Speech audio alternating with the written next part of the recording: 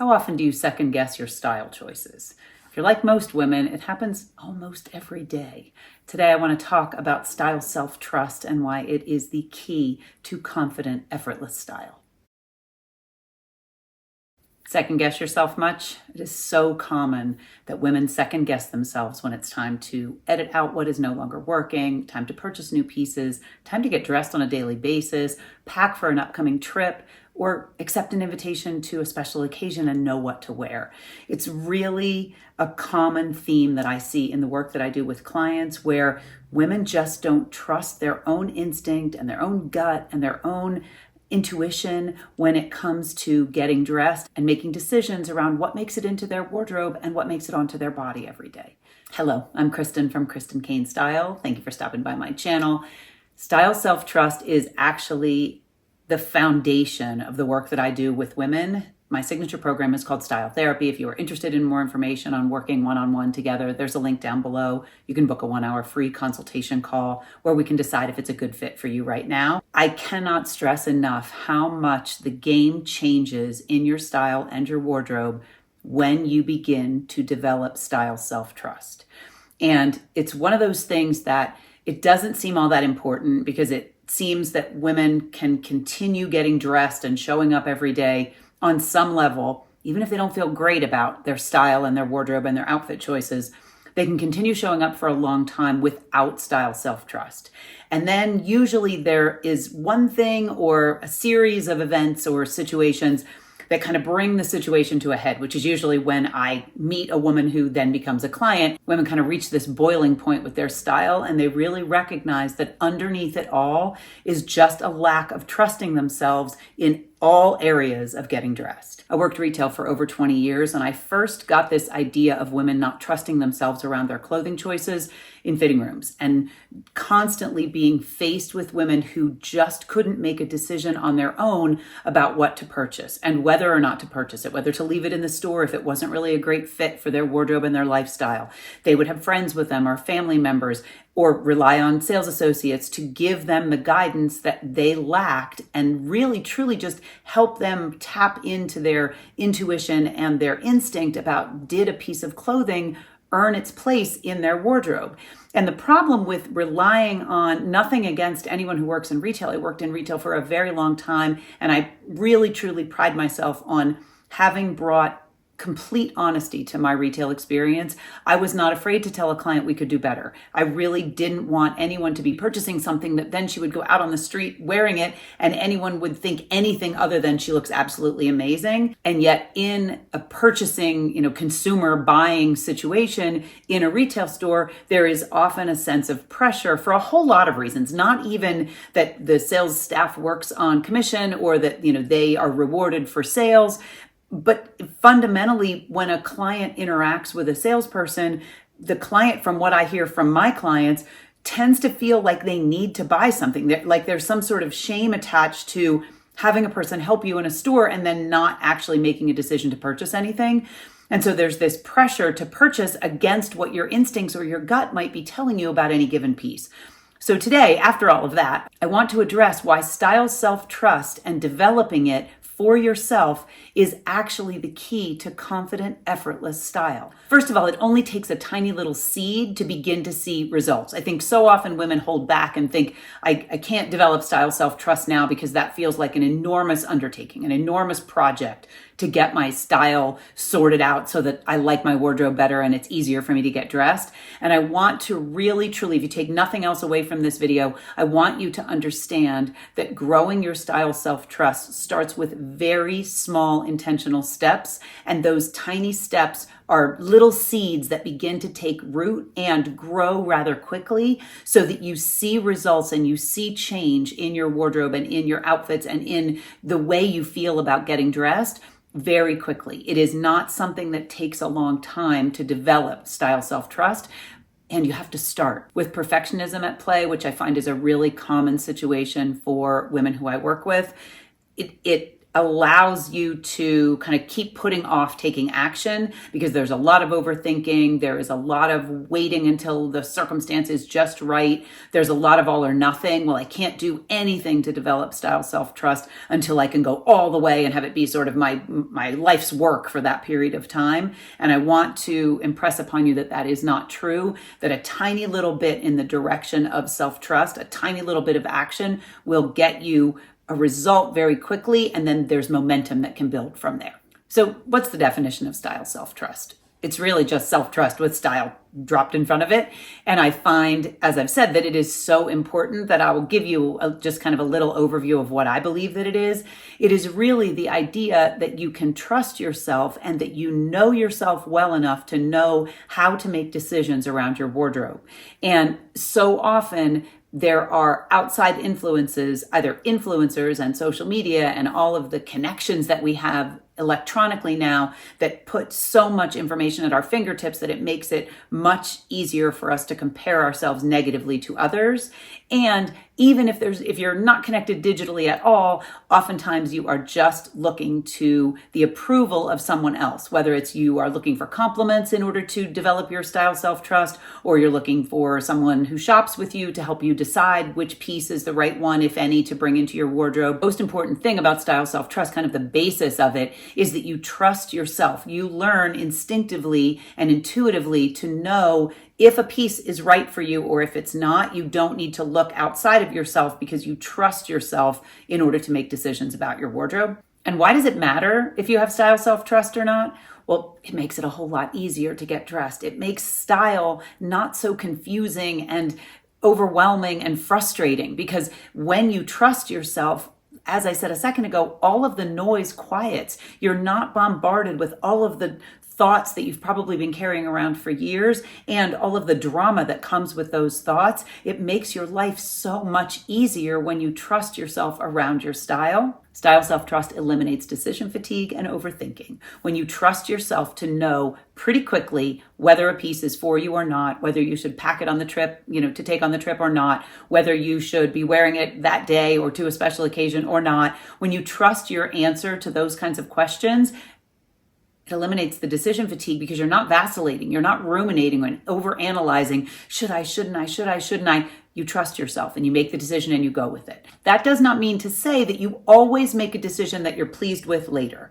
However, when you make a decision whether to purchase something, edit something, wear something that then later you didn't love, you know that that doesn't make you not stylish. It doesn't mean anything about you. It's nothing to be ashamed of. I still make choices and wear things that at the end of the day, I think that wasn't my favorite combo. Next time I would do something different. And we'll talk a little bit about how to keep track and evaluate what you wear and what you purchase so that you can learn from it and grow your style self-trust from that practice. But style self-trust changes the game because it eliminates decision fatigue and the overthinking. In addition, style self-trust allows you to enjoy getting dressed. The idea of shopping and buying pieces in beautiful colors, beautiful fabrics, shapes that you enjoy wearing, pieces that help you show who you are to the world, that is kind of lost. The joy of that is lost when you are stuck in this analyzing and overthinking and frustration of not trusting yourself, when you always have to look to someone outside in order to get the answer of whether you should purchase something or wear something.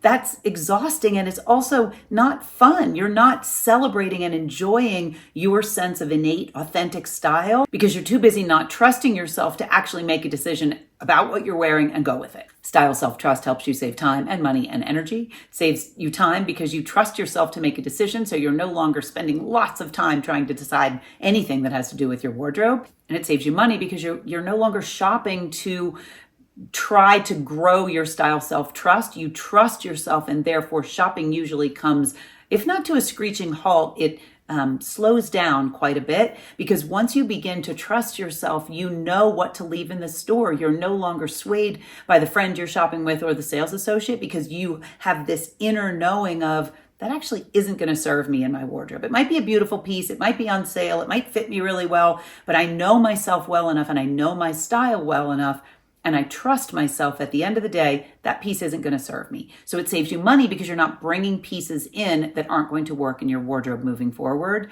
And it saves you energy because all of that is removed. And I think it's important to note here that Perfectionists often like to have all of that swirling and spinning happening in our brains, even if we think we don't want it. Like, we want to eliminate it. We wish everything was calm. We wish that there wasn't so much noise happening in our brain and we weren't so confused and not sure how to make a decision.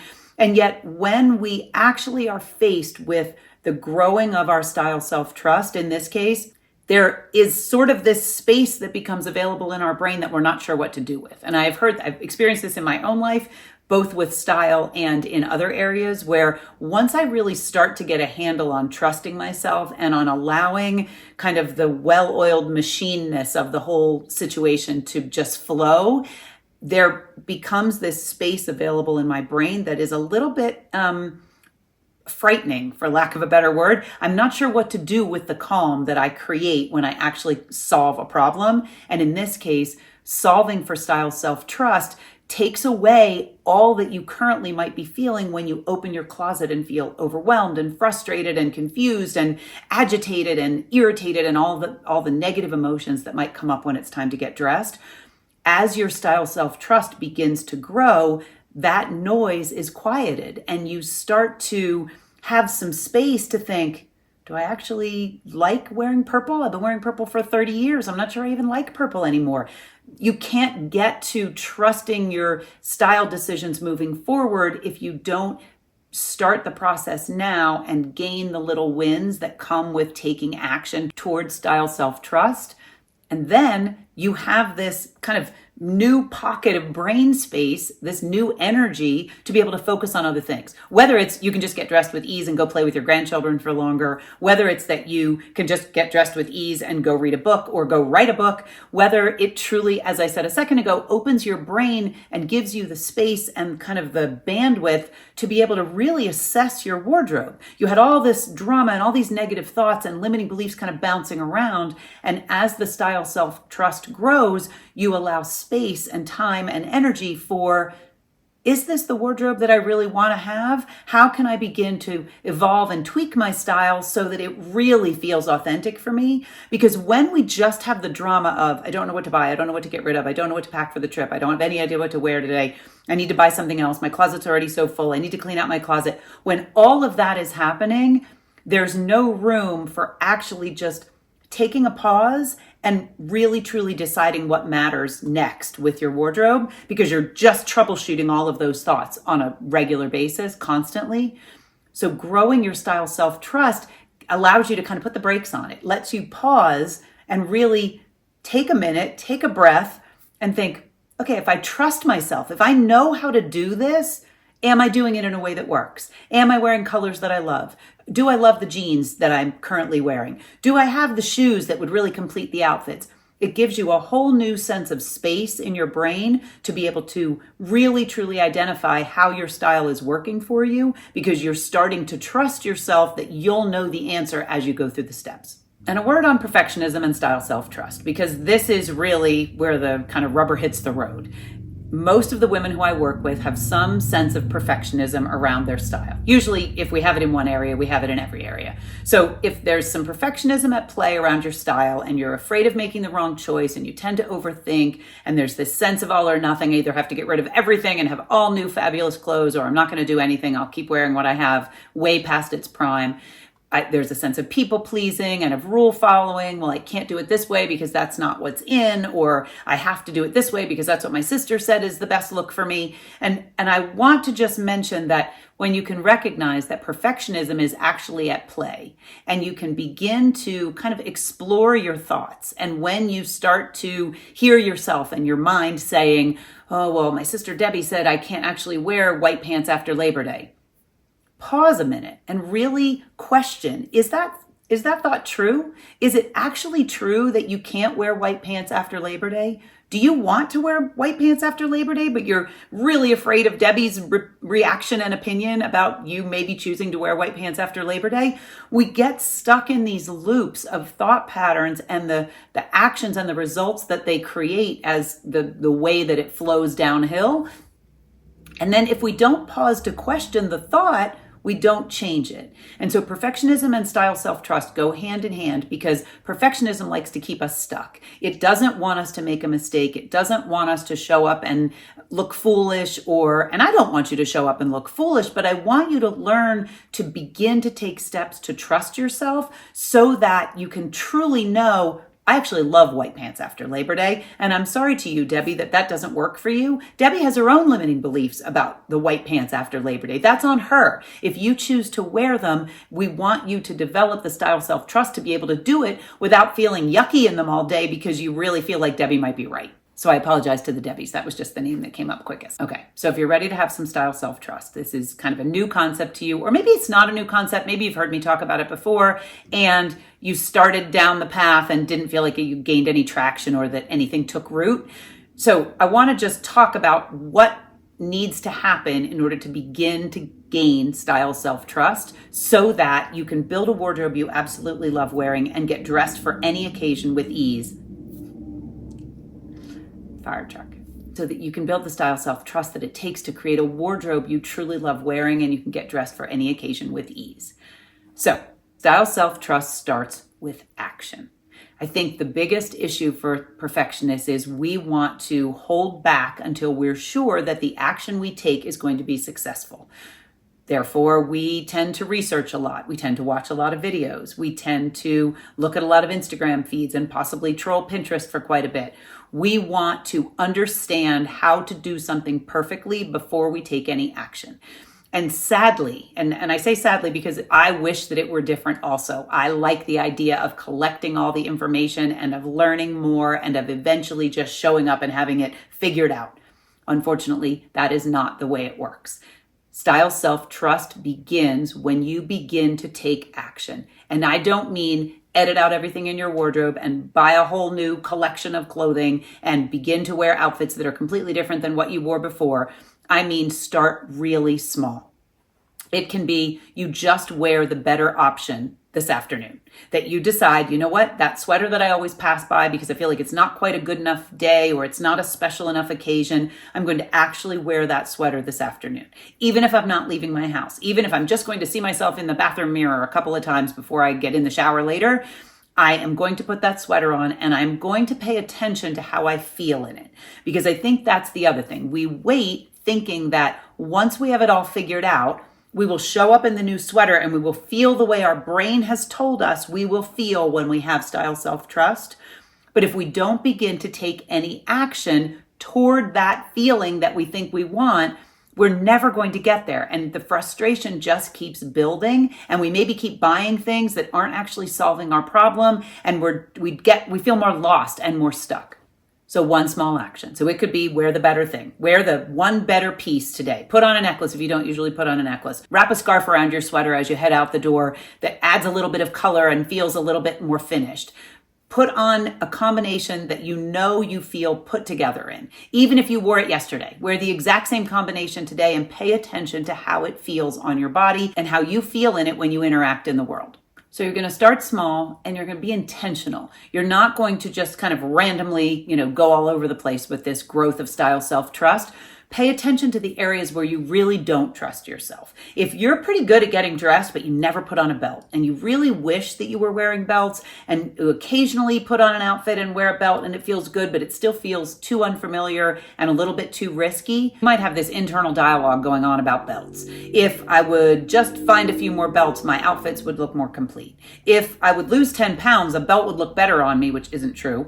A belt would look better on me, and therefore I could wear more outfits that have belts. When this dialogue goes on in your brain, you presume and decide that having more belts would give you better style. And again, this belt example is just that. It's an example. However, when you actually start to begin challenging and growing your style self-trust, you might wear a belt every day for 2 weeks and decide you actually don't love belts. Then you can trust yourself to stop looking for belts, to stop wanting to wear belts, to get rid of your belts if that's what you choose. But before you take any action, your brain is pretty sure that you've decided on the answer from all that rumination and overthinking and analyzing and research and others' input that you've been dealing with for decades likely. And so you've decided that if these circumstances would change, belts would change your wardrobe and everything would be great. Your style would be amazing because you would be wearing belts. Yet if you actually wear belts and begin to grow your style self-trust by putting a belt on every day, the data you might collect is, I don't actually love the way a belt looks on me. I don't actually love wearing a belt. I think actually I want big flowy sweaters that don't need to be tucked in and don't actually need a belt. Or I want to wear pants that have an elastic waist. I don't actually care if I ever see a belt loop again. But if you don't begin to take action, your style self-trust can't grow. So every time you shop, you might be shopping and someone might be telling you, oh, you need a belt to finish that outfit. Could be your sister Debbie, or it could be the sales associate, or it could be all the influencers on Instagram who are showing belts with their outfits. But you won't know if you actually love a belt. You won't have the style self-trust around wearing belts unless you actually start wearing belts. And again, I know how excruciatingly painful this can be, because as perfectionists, we do not want to mess it up. We want to hold back until we are sure we can show up it perfectly in the right way, doing the right thing. And that's actually not how we gain style self-trust. We gain it by failing fast, by failing forward, by all the things that you've heard about taking action and being willing to risk something in order to gain the reward. And obviously we're talking about very mild risks here. We're talking about a couple of belts and wearing them and seeing how you feel. This is not something that needs to be a big risk undertaking. And you have to risk something. You have to risk that perfectionist brain idea that, oh, what if I get it wrong? What if I wear the belt and it doesn't actually look all that great? What if I buy a new belt and I don't actually end up loving it? Okay, what if? You can return it. You could give it to a friend. You could sell it. You could save it until the summer. Maybe you would like it with a different kind of outfit once the weather changes to a different season. There are lots of options. And once you trust yourself, you don't make buying a belt that doesn't work for you mean anything about yourself, because you've developed a sense of knowing what you like, knowing what works for you, and trusting that if something doesn't, it's going to be okay. You haven't failed. It doesn't mean anything about you. It just means that you trust yourself enough to keep taking action. The little things matter. I cannot stress that enough. I see with my clients on a regular basis that they are really hesitant to celebrate any wins that feel insignificant. And so part of style therapy is actually sharing their wins with me, no matter how small, because when we share our wins, what happens is our brain begins to look for more wins. It begins to support more decisions in the direction of wins instead of holding us back and kind of keeping the brakes on. And so by making a choice and really looking at how that choice worked out in your daily outfit or in your packing for a vacation, you begin to inform your brain, oh, this worked really well. I can keep doing that. Your brain starts to feel safe with whatever that new decision is, and you start to trust yourself. Oh, okay, I used packing cubes, or I only took 5 sweaters on this trip and other pieces that I could layer with them, and I repeat wore some things. I've never done that before, and it actually worked. Now your brain sees that that's a possibility that is safe and that actually created an outcome that was desired, and your style self-trust can begin to grow in that direction. Now, when I travel, I actually know that I can wear something more than one time on the trip. And I can trust myself to know that I'll take a couple other pieces and I can mix and match and make outfits. And all of a sudden, it changes how you feel when you go to pack, because you have a sense of, I know how to do this. I trust myself to do this well. The small wins add up and they build momentum and confidence. You become more confident in doing it. It's like anything. If you never chopped an onion before and you start to chop onions every other night for a month, you're going to be pretty good at chopping onions by the end of the month, and you're going to know what to tweak. Do you need a different cutting board? Do you need to put a dish towel under the cutting board so it doesn't slip? Do you need to sharpen your knife? Do you need to have a different kind of onion? Do you need to make sure you have a piece of bread in your mouth so that your eyes don't get so watery? Do you like to cut onions while you're listening to music? All of that is self-trust. You're learning to trust what works best for you when cutting an onion. The same is true with getting dressed. Whether it's the belt experiment or a scarf experiment or some other sort of, I'm going to try to wear all the jeans in my closet and I'm going to evaluate which ones I like the best, and I'm going to trust that I know what shape I want to try when I go shopping. So I want to give you some examples of wins worth celebrating, because as I said, they can be really small, and the more you start to notice them, the more fun it becomes to notice them. Our perfectionist brains think nothing's good enough, so we don't celebrate the wins because we think we need to wait until the wins are enormous to celebrate. And that is so not true. We don't need a closet full of Chanel in order to celebrate our wardrobes. We want to begin to notice what's working and celebrate that. So let's say you wore a different combo. Like you changed one thing about the go-to uniform that you always wear that you're kind of bored with. You instead wore a different color sweater, or you actually put on a fun pair of socks. Celebrate that. And I suggest, honestly, keeping it in some sort of journal, whether it's on your telephone or whether it's on a piece of paper in a book. Take a picture or write down a little note. I wore a pair of socks today and I actually loved it. I wore a pair of socks today that makes me think I would like a few colorful pairs of socks to wear through the winter because it felt kind of fun and happy to have on these bright colored socks, and I only have one pair. Whatever the wins are, however small, however ridiculous it feels, begin to notice it. I unbuttoned my shirt one extra button and it actually felt more feminine. I really liked the way that it hung. I wasn't afraid to layer a collared shirt under a crew neck because I love that kind of preppy, classic East Coast look, but I never wear it. And I tried it today and it actually felt really authentic. Or it didn't feel authentic. And I'm going to try it again in a couple of days with a different combination of pieces and see if it feels more authentic, and then evaluate that. Even if the outfit, the combination of the popped collar shirt and the sweater in this case, does not feel authentic to you and you decide that that's not a look you want, the same as deciding you don't want to wear belts, it is still developing style self-trust because you are learning, actually, that popped collar preppy look is great on some women, but it's not actually how I want to dress. Belts are great for some people, but they're actually not comfortable on my waist. You're gaining self-trust around style so that you can make decisions when it comes to getting dressed and shopping and all the other things that feel aligned and good to you. And as I said at the beginning, begin to open up brain space to allow you to think of other things, style related or not. I want to mention two other things around growing your style self-trust. The first is consistency. I think that as perfectionists, often we tend to try something once or twice, and then when it doesn't create the incredible result that we were hoping for, we give up. We abandon, bail, whatever you want to call it.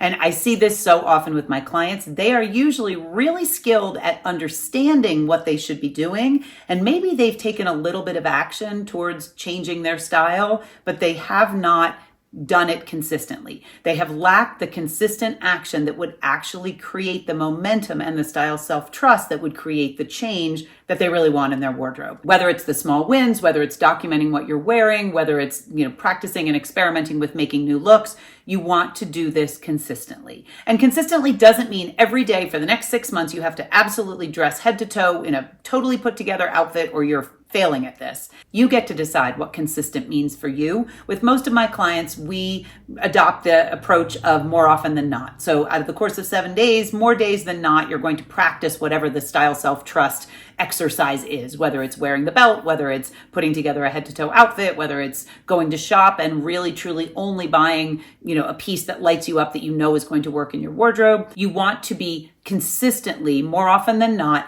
taking action in your wardrobe in a new way to develop the style self-trust. Because small actions done repeatedly over an extended time period create new results, new habits, style self-trust. And the last thing I'll mention is it can be helpful to create a new thought. You've maybe heard me talk about bridge thoughts, where if the thought you've been thinking is, I have absolutely no style, I cannot figure this out, I do not trust myself, I can only shop with Debbie, I can only shop at this one store because this one sales associate always knows what to tell me to buy, I rely on gifts from my family to be my new clothes because I don't trust myself to go shopping.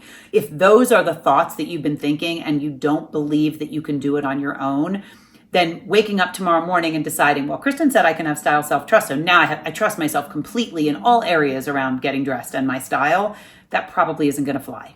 So we want a thought that is in the middle of the two that allows you to start to strengthen your mindset around the possibility that having incredible style and having the style self-trust to know how to do that on your own is possible for you, but it's going to take kind of a gentle thought in the middle to move you in that direction. A gentle thought, and then the action follows that thought. So a thought could be, I am learning and evolving my style and trusting myself more every day. Or every time I take a scary action around getting dressed, I learn to trust myself a little bit more.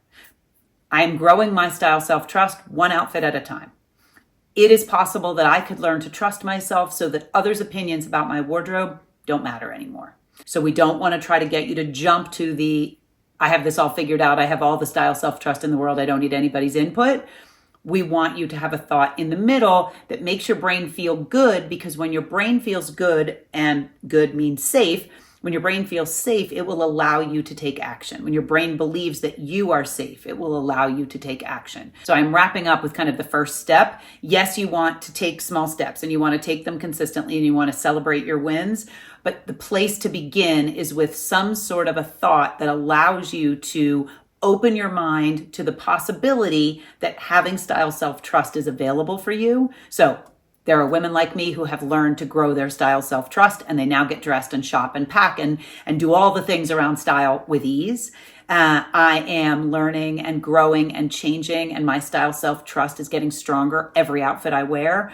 There are so many options. So play around and see what kind of bridge thought you could come up with that would allow you to begin to release the thought that says you can't possibly have any style self-trust and you can't possibly have a style that you love that's effortless and easy and you feel confident in. And it's not so far over to the other side that it feels ridiculous and you're going to not take any action because it feels way too overwhelming and big. We want a thought that your brain can believe right now, or that at least it can begin to grab onto, so that you could open up all that space to do whatever the thing is that you want to do next. Whether it's really get in there and evaluate your wardrobe at a next level, or whether it's write a book or play with your grandchildren or plan a trip or clean your house or whatever else is available to you. I wouldn't suggest cleaning your house. The other things sound way better.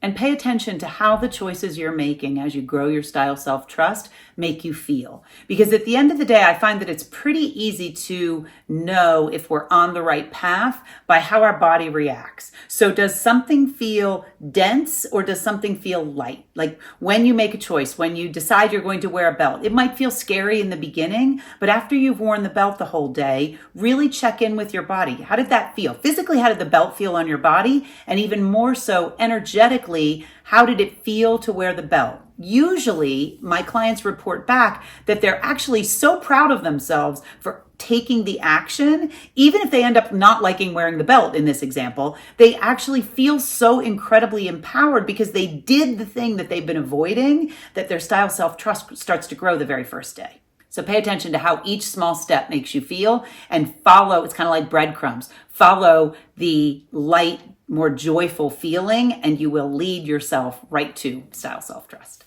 If you want my help developing your style self-trust, style therapy is the way that we do that. It is the fundamental part of my signature coaching program. There's a link down below for all the details. And if you'd like to check out another video on style self-trust, I'll link one right here. I'm over on Instagram at Kristen Kane Style. Come check me out over there. I hope you have a really beautiful week, and I will see you next Friday. How's your style self-trust?